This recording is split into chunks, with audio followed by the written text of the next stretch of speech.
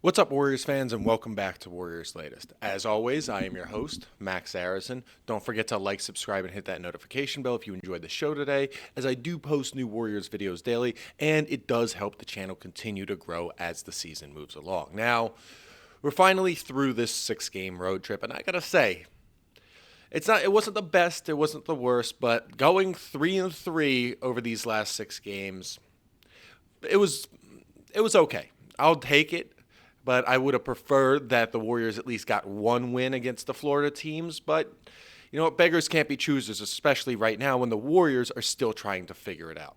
Now, we look at the game against Orlando. Yeah, that wasn't the best game. I'm looking over again these stats. They had control the majority of the time. Yes, that was understandable. Yes, the Heat game wasn't the best. We did like to see what the Warriors did against the Pelicans and how great a game that was. And those back-to-back wins against the Spurs were huge. And even though it started off bad with that really bad loss against the Thunder, I'm okay with them really just towing the line and treading water right now because at least they're getting these road wins. Now, prior to that, the Warriors hadn't won on the road at all this season, so at least they're getting somewhere on the road right now. And with the record they're at right now, coming into the end of November, I'm like, all right, this ain't bad. Now we have a large homestand again, which starts off against two teams that should be easy win, and that's the Trailblazers and then the Jazz, who are really just they're falling off. They're not really going to be competitive this season, and they're bottoming out early. So the Warriors should take these next two home games and just blow them out of the water,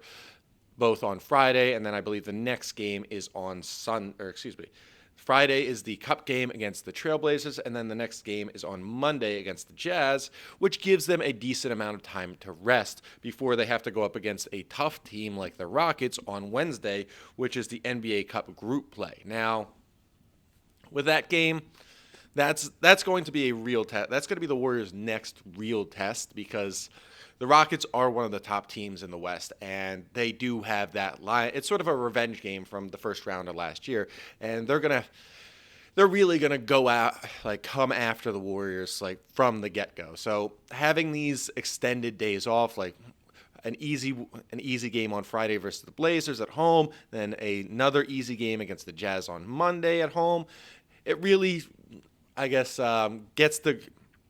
it really gets them going, gets the momentum going again for the game against the Rockets on Wednesday, which is, again, going to be a very big test. Now, moving on to the Heat game, that was a bit of an annoying thing because it was kind of back and forth. The Warriors were without Steph, they were without Draymond, and they were without Jimmy Butler. And looking at it, it made me wonder why. Yes, I get it's a back-to-back, but why can't everybody play these back-to-backs? Looking at the full box score, it was Trace Jackson Davis, Santos, Moody, Pods, and Will Richard in that starting lineup. Not the best. And you had Quentin Post, Gary Payton Jr., Buddy Hield, and Pat Spencer coming off the bench. So it was the complete second unit with parts of the first unit playing. And it was impressive to see that they kept the pace with the Heat before they started losing a grip on the game, and eventually the Heat took over. But I did like the fact that, you know what, the second unit is getting more playing time. The second unit is really starting to come into their own, and maybe it creates opportunities down the road for to trade one of the second unit players like Pods, like Kuminga, but unfortunately Kuminga didn't play, like Buddy Hield, who also had 18, he had 18, and maybe get something better in return for him. So I do like that idea.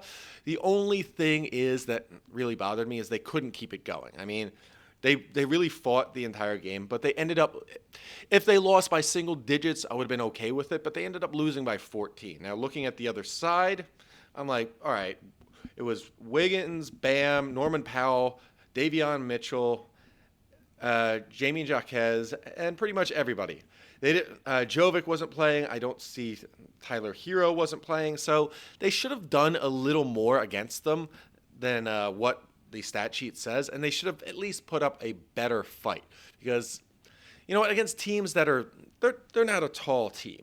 Like looking at it, Kalane Ware, he only had 7 points in 19 minutes, or Kalel Ware, excuse me. But they're not a tall team. We should have taken full advantage of them and really put our pedal to the metal on the gas, and it should have been a dogfight the entire time. Instead, it was just it wasn't a solid blowout, but it was a double digit loss. And when you're having double digit losses, that's not exactly a good sign or a good way you want to end the road trip. But I still wonder, it's like, why couldn't we at least get Jimmy in there? Because this was his first game back in Miami. Well, the first game the Warriors have played in Miami since the trade. So it would have been nice to get Jimmy in there and at least gotten things going. He didn't have to play the whole game, but at least he could have done something. And I get that, you know what, you want to rest your players, stuff like that. Even Al Horford didn't play yesterday. So I understand, but this isn't going to track come later in the season. You're going to have to play these guys in back-to-back games. Why is Steph constantly hurt? Why is Draymond not playing in these games? Why is Jimmy not playing in these games when you're ending a road trip? Yes, I get you want them fresh for this homestand, but you want them to do well. You want a road trip to end on a high note. You don't want to end it with back-to-back losses on back-to-back nights. It's just not something you want to do, and I don't think that plays well for the momentum going into this long homestand. But you know what? Then again, it is a good homestand, so you want to make sure everybody is well rested so they could start a new streak at home, as the Warriors are a very good team at home. So I understand that, but the biggest shining point for this loss last night was Quentin Post. Now, I've been talking about it for a long while, and I'm finally glad that we saw what Quentin Post was able to do. Now, looking at his numbers, I watched it, and he did pretty well. 8 for 13 from the field, 3 for 7 from three-point range, along with 6 rebounds. And you know what? That's not too bad. The biggest issue, though, were the turnovers from Quentin, because he lost the ball 5 times. You can't be losing the ball that many times when you're an offensive force, especially in situations like these. In 26 minutes, he scored 19 points. That's not bad.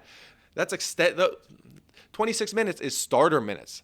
And if you're putting up 19 points in starter minutes, yes, the offense is not going through not going through Steph or Jimmy, but it's showing that he can be an offensive force when his name is called. And I think that's sort of deserving of more minutes down the road. Now, is that going to happen during this homestand? Maybe, maybe not. I think it will happen, though, after this game, that Coach Kerr is going to say, hey, maybe we should start putting him in the starting lineup and see what we could get out of him, as he is the only 7-footer in the game. Now, I think to next week's game against the Rockets are a very big team, and Quentin Post is going to be used a lot because they need him to go up against the likes of Steven Adams, Alperen Şengün, and some of their bigger players, because they can't match up well with the Rockets. I know they have that experience, but it just doesn't work out well in terms of the size advantage that the Rockets have. So I hope that this game for Quentin Post was an eye-opener for Coach Kerr to say, hey, we need to give you more minutes. We're going to give you more minutes, and we're going to adjust the starting lineup to the point where, all right, we're going to move Jimmy to the 2, keep Steph at the 1, maybe have keep Draymond at the 4, maybe put Will Richard at the 3, and then have Quentin Post at the 5. So I do like where this could potentially go, but it remains to be seen. We'll see on Friday's game, and that'll be another opportunity for Quentin Post, because the Trailblazers also have 2 major 7-footers as well in Hanson Yang and Donovan Clingan. So we'll see what happens. But bottom line is, biggest red flag that you took away from every single one of these games on the road trip is the turnovers. Just yesterday from the Heat game, they had a total of 21 turnovers. That is a lot more than they normally average. I believe it's still at 16. So that's a problem that they need to be addressed. And when a lot of your guys are just getting, 5 and 4. It's like you got to learn how to handle the ball better. You can't let the opposing team take advantage of your slippery hands. You don't want to be that team that has butterfingers and you're getting easy steals when, you know what, on the other side, you could be just getting easy buckets. So they need to find a way to continue to limit the turnovers so they don't have back-to-back losses like these. Because if they continue to have back-to-back losses like these and continue to have a high amount of turnovers, championship aspirations are going to slowly fade away as the season moves along. And as a Warriors fan, I know you don't want to see it, and I definitely don't want to see it because I want to see Steph get this one more title at the very least. Now, that's all we have today for Warriors Latest. As always, if you enjoyed the show today, don't forget to like, subscribe, and hit that notification bell. And you know what? If there are any other problems that you could think of outside of the turnovers that the Warriors need to address aside from firing Kerr or trading Kuminga, who can't be traded until January, feel free to comment below as I love hearing your ideas. And as always, go Dubs.